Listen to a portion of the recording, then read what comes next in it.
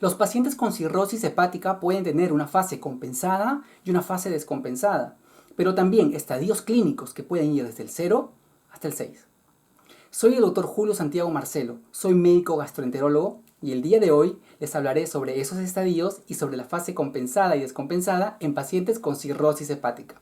Pero antes, recuerda que puedes ver más videos sobre cirrosis hepática y enfermedades del sistema digestivo en mi canal de YouTube. Y si todavía no te has suscrito, te invito a que lo hagas, que actives la campanita para que te lleguen las notificaciones cuando suba un nuevo video. Bueno, como les mencioné al inicio, los pacientes con cirrosis hepática pueden tener una fase compensada y una fase descompensada. La fase compensada se caracteriza porque el paciente es completamente asintomático. Muchas veces esos pacientes ni siquiera están enterados que tienen cirrosis hepática y lo descubren porque se hacen alguna ecografía abdominal por alguna otra razón o a veces una endoscopía donde solamente hay varices.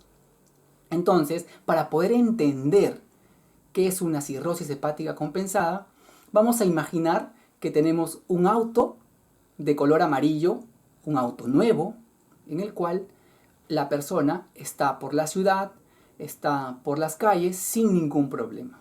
Y por otro lado está la fase descompensada.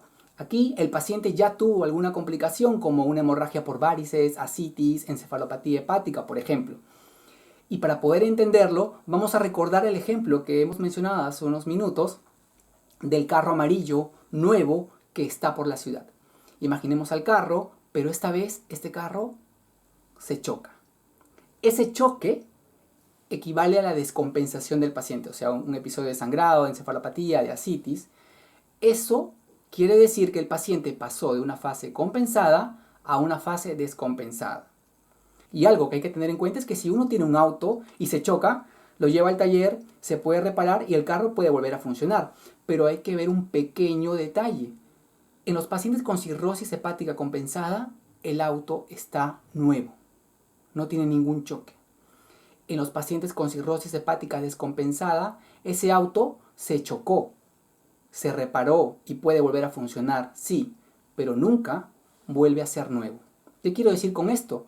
Que los pacientes que tienen cirrosis hepática compensada y tienen una descompensación y llegan a una fase descompensada, nunca más vuelven a una fase compensada. Conociendo que existe una fase compensada que es completamente asintomática y una fase descompensada donde hay complicaciones, podemos hablar de los estadios. Y para los estadios vamos a ver que en la fase compensada están los estadios 0, 1 y 2. Y en la fase descompensada están los estadios 3, 4, 5 y además existe un estadio final que es el estadio 6. En el estadio 0 el paciente no tiene ninguna sintomatología, no tiene varices. Lo que marca la diferencia acá es que el paciente tiene una gradiente de presión venosa hepática entre 6 y 9. Y la rigidez hepática es mayor a 15 pero menor a 20.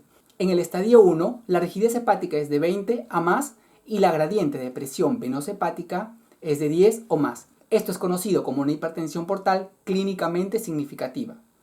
Y tampoco hay varices.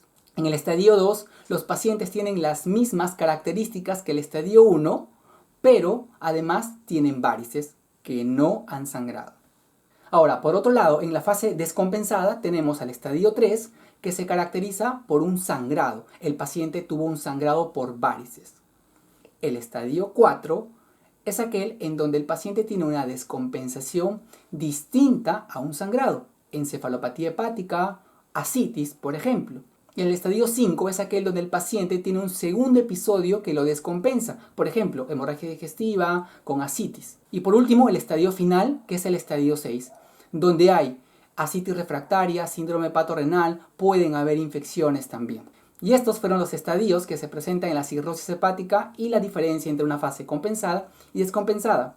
Y no te olvides que si tienes cirrosis hepática, puedes ser parte de nuestro grupo en Facebook, el Club de la Cirrosis Hepática. Comparte este video con quien lo necesite y nos vemos pronto. ¡Chao!